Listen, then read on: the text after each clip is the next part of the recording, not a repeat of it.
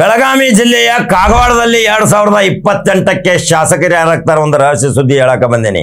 ಕಡಕ ಜವಾರಿ ಕಾಕ ಯಾವ ಭವಿಷ್ಯ ಹೇಳ್ತಾನ ಅದು ಸುಳ್ಳಾಗಿಲ್ಲ, ಸುಳ್ಳಂತೂ ಆಗಾಕ ಸಾಧ್ಯ ಇಲ್ಲ. ಯಾಕರಿಪ ಅಂದ್ರೆ ನಿಮ್ಮದು ಆಶೀರ್ವಾದ ಒಂದು ಐತಿ ನನಗ, ನೀವು ಬೆನ್ನ ಹತ್ತೀರಿ, ನನಗ ಬೆನ್ನ ಚಪ್ರಸಾತೀರಿ. ಉನ್ನತವಾಗಿ ಇದನ್ನು ದೊಡ್ಡ ಪ್ರಮಾಣದಲ್ಲಿ ಬೆಳೆಯುವ ಸಲುವಾಗಿ ಸಕಲ ಸೌಲಭ್ಯ ಪ್ರಾರ್ಥನೆ ಮುಖಾಂತರ ನನಗೆ ಬೆಳೆಸಾಕತ್ತೀರಿ. ಹಂಗಾದ್ರೆ ಕಾಗವಾಡದ 2028ಕ್ಕೆ ಶಾಸಕ ಯಾರಾಗ್ತಾರೆ ಗೊತ್ತೈತೇನ್ರಿ? ಹಂಗಾದ್ರೆ ಯೂಟ್ಯೂಬ್ದಾಗ ಬಟನ್ ಹೊಡಿಬೇಕು, ಸಬ್ಸ್ಕ್ರೈಬ್ ಆಗಬೇಕು, ಫೇಸ್ಬುಕ್ದಾಗ ಫಾಲೋ ಮಾಡಬೇಕು, ಅನಿಸಿಕೆಗಳನ್ನ ಹಾಕಬೇಕು.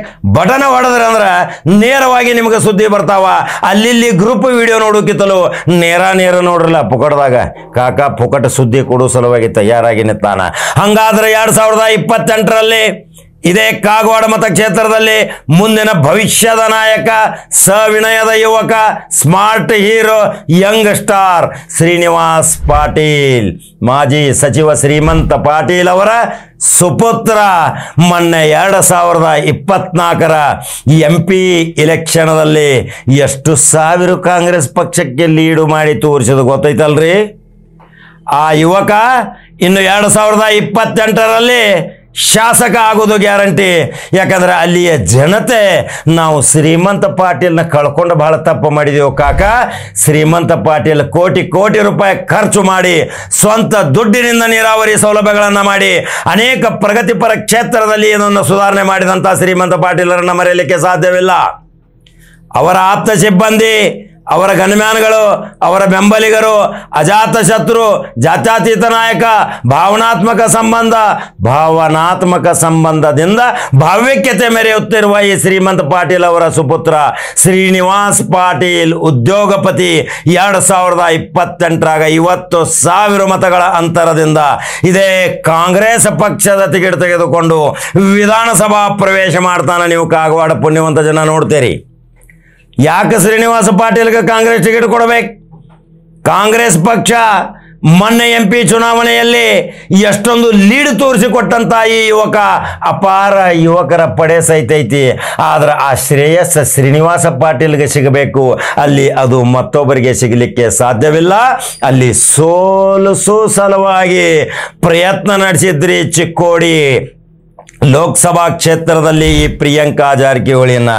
ಆದರೆ ಇದೇ ಚಾಣಕ್ಯ ಮಾಸ್ಟರ್ ಮೈಂಡ್ ಸತೀಶ್ ಜಾರಕಿಹೊಳಿ ಯಾವಾಗ ಕಾರ್ಯಕರ್ತರ ಮನೆಗಳಲ್ಲಿ ಬೇಟೆಯಾಡಿ ಅಖಾಡ ಕೇಳಿದ ತಕ್ಷಣ 92,000 ಆಯ್ತು.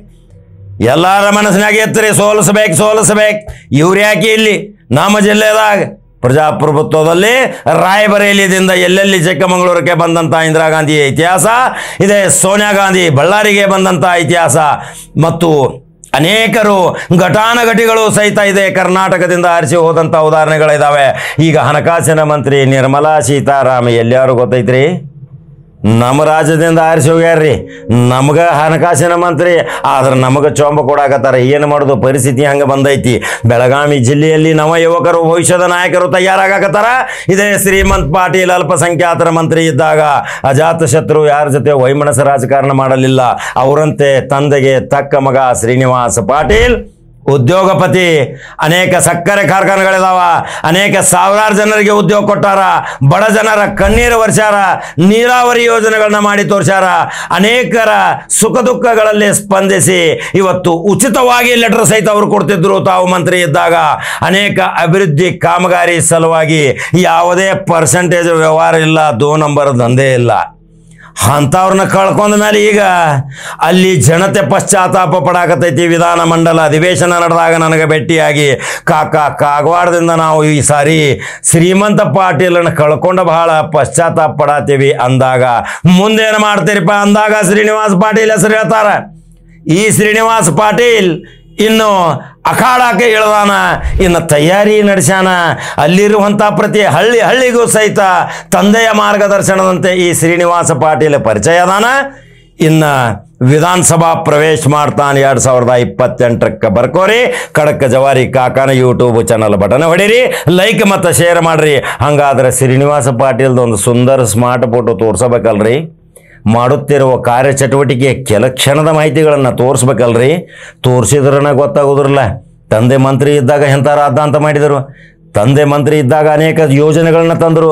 ನೀರಾವರಿ ಯೋಜನೆಗಳಿಗೆ ರೊಕ್ಕ ಇಲ್ಲಂದ್ರೆ ಕೋಟಿ ಹಣ ತನ್ನ ಕೈಯಾರೆ ದುಡ್ಡಿನಿಂದ ಹಾಕಿದಂಥ ಒಬ್ಬ ಬೆಳಗಾವಿ ಜಿಲ್ಲೆಯ ಶಾಸಕ ಯಾರಂದ್ರೆ, ಮಂತ್ರಿ ಮಾಜಿ ಯಾರಂದ್ರೆ ಶ್ರೀಮಂತ ಪಾಟೀಲ್ ಕಡೆ ಬೊಟ್ಟು ಮಾಡಿ ತೋರಿಸೋದು ಗ್ಯಾರಂಟಿ ಅಲ್ರಿ.